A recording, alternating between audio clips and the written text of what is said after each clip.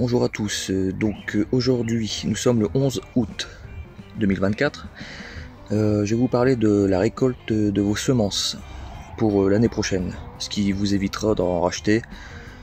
Et donc cette récolte se fait sur le long terme en fait. Elle se fait pas en une fois, enfin vous pouvez le faire, mais bon, le mieux c'est de récupérer au fur et à mesure. Donc c'est parti pour cette petite vidéo. Donc je vais commencer par la serre. Donc en même temps on fait le tour du potager. Donc en extérieur, donc là vous pouvez voir des tomates grappes. Voilà. Donc ça se développe tout doucement. Donc je rappelle qu'on est dans le nord. Donc j'ai pas eu d'attaque de mildiou sur mes plants de tomates. J'en ai eu un peu sur mes pommes de terre que j'ai ramassées. Grosse production de pommes de terre d'ailleurs. Donc dans la serre, donc je continue à récupérer mes poivrons au fur et à mesure. Donc il y en a que je récupérerai pas, enfin pour manger, mais je vais récupérer juste pour les graines. Donc là on peut voir qu'il y a une tige qui est assez longue. Donc les tiges qui sont longues, n'hésitez pas à les couper.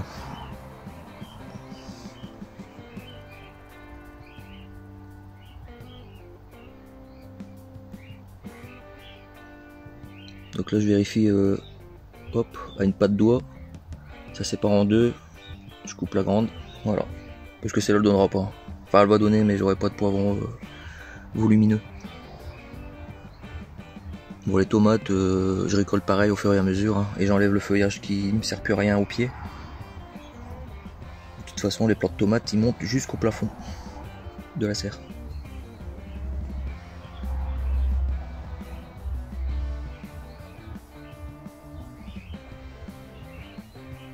Donc pour l'arrosage, une fois par semaine, même s'il fait très sec, ça sert à rien d'arroser abondamment la serre.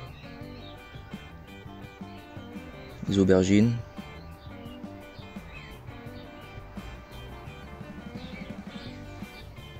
Donc on peut voir que les plants de tomates montent jusqu'en haut.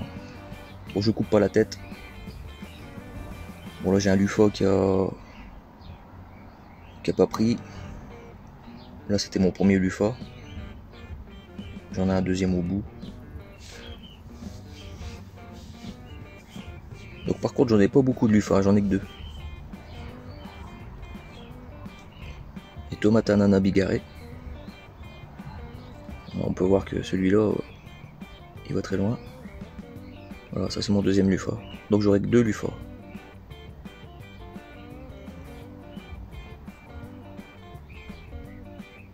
Maintenant nous partons pour l'extérieur. Donc pareil pour les tomates, au fur et à mesure qu'on fait une consommation, j'essaie de récupérer mes graines. Donc là ici c'est où il y avait les pommes de terre. Donc je sais pas encore ce que je vais mettre à la place. Donc là toutes mes courgettes pour les graines. Là c'est les haricots jaunes.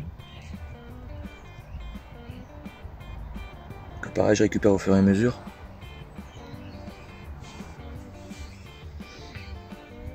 Un pied de tomate cerise. De toute façon j'en ai un peu partout dans le potager dissimulé.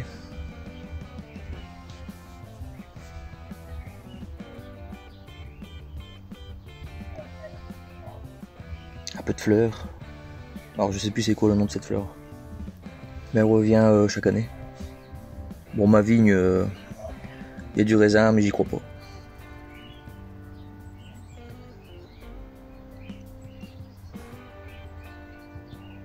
Voilà, donc là-bas c'est tous les haricots jaunes. Donc j'attends que ça sèche encore un petit peu.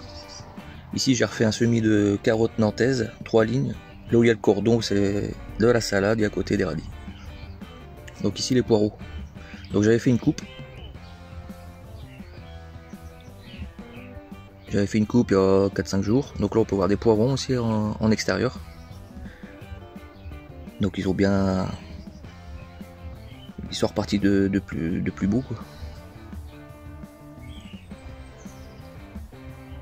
Normalement les poireaux faut les couper 3 fois. Donc là c'est les haricots grimpants à rames violet. Pareil je laisse pour les graines. Là c'est de la salade hein, en fleurs. La marrante. Pareil, à récupérer les graines par la suite. Là toujours des poireaux, mais ceux-là je les ai pas coupés, c'est un test. Le maïs, bah, je commence à voir les épis qui arrivent. Voilà. Bon, les endives, ça sera septembre, octobre. Là il y a un peu de carottes mélangées. Artichauts. Bon, j'ai quelques. Pourtant les plants ils sont petits, hein, je les ai fait cette année, bah, ils me donnent quand même des artichauts. Bon, ils sont pas gros, hein, donc je vais les laisser monter en fleurs. Ça, j'ai encore des graines. Donc là, c'est les haricots grimpants, donc haricots C, langue de feu. Donc pareil, au fur et à mesure, bah, je récupère mes graines parce que j'avais fait ce plan avec une graine que mon voisin m'avait donnée. Donc voilà, les graines à l'intérieur, comment elles sont.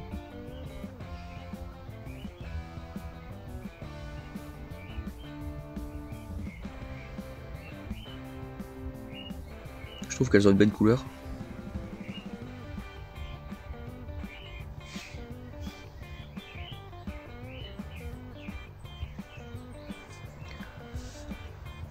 Donc ici c'est des haricots verts, donc pareil hein, pour les graines parce que j'en avais plus beaucoup. Donc oui, bon là je mets mon plan de tomates hein, pour qu'il reste un peu droit. Pour les courgettes que j'ai récupérées, j'ai enlevé toutes les grosses. Et n'arrachez pas les plants, parce qu'ils vont refaire des petites. Donc là c'est les poireaux que j'avais mis sur butte et enterrés. Donc j'ai recoupé aussi. Donc là ça atteste aussi. Hein. Donc là c'est les haricots aram. Donc haricots c'est blanc. Celui qu'on utilise pour faire le cassoulet. Derrière c'est les haricots rouges, nains. Donc là c'est les patates douces. Donc j'avais enlevé tous les capucines hein, parce que tout était étouffé. Donc les haricots rouges, haricots C, donc ceux-là c'est pour faire le chili. Voilà, ça commence à sécher. Donc je découvre avec vous là. Donc voilà.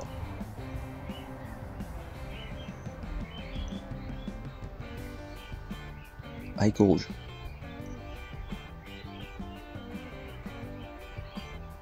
Donc là j'étais parti sur des haricots, donc ça fait 2 ans hein, que je fais. Je suis parti sur des haricots du magasin à manger, dans les boîtes. D'une marque. Donc j'avais laissé tremper 24 heures et ensuite j'ai fait mes plans en godet dans la serre. Que vous pouvez revoir sur mes anciennes vidéos. Donc là les courgettes jaunes, le maïs. Donc pareil c'est là ça sera pour récupérer mes graines. Bon là j'ai encore quelques choux verts, choux cabus et un chou rouge. Donc là ouais c'était toute une ligne de tomates cerises. Donc là la marrante elle a bien grandi. Les hippomées ont poussé dessus. Donc le chou rouge, le chou vert. Bon c'est un peu la jungle. Ici tous mes plants de tomates que ma mère m'avait donné. Donc j'avais mis des ficelles mais j'ai rien fait de spécial à part enlever quelques gourmands au début. Et regardez, je n'ai rien fait. Et ça pousse par terre. Hein. Bon, il y en a un qui est monté en haut, mais sinon je les laisse se propager tout seul. Donc pour le séchage des graines, donc moi j'utilise mon armoire à semis, donc mon séchoir. Donc là on peut voir des petits pois. En haut j'ai quelques feuilles de tabac. Et mes premières graines de poivrons. Donc là c'est les poivrons chocolat. Ils sont déjà bien secs. Là ici c'est des rouges. J'avais noté sur le petit papier. Donc du sopalin. Donc ça colle pas. Car l'humidité est partie. Donc voilà le but du séchoir. Donc là mes petits pois nains.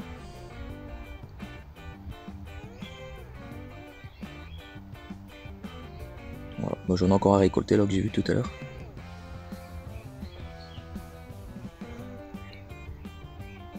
Voilà, tout ça, ça sera pour l'année prochaine. Donc là on peut voir qu'au petit matin il fait déjà 21 degrés dedans. faut pas que ça dépasse 40, hein. Sinon les graines elles sont cuites. Et là vous pourrez les jeter à la poubelle. Pas quand je dis à la poubelle. Donc là à l'entrée de mon petit baraquement, j'avais mis des pieds de tomates cerises et un pied de tomate normal. Donc là exposé plein sud. Voilà, ça donne, forcément. Ensuite ce que vous pouvez faire si vous n'avez pas de séchoir, c'est d'acheter ces petits filets là. Ces petits filets qu'on met les dragées. Donc là c'est des oignons que j'ai récupéré mes graines l'année dernière.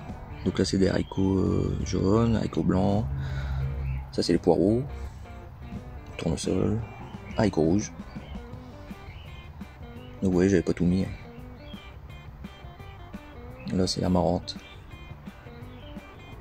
les fèves.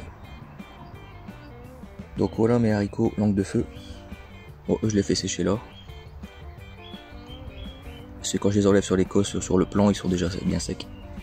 Donc je finis le séchage à l'intérieur, à l'ombre. Évitez de les mettre en plein soleil, hein. Donc là c'est les petits pois mange-tout. Donc pareil, une grosse récolte de graines. Il y en a encore à récolter, mais bon. Donc bien faire des trous, hein, pour aérer. Et ensuite tout ça, ce sont mes petites boîtes que je garde pour pouvoir mettre mes semences.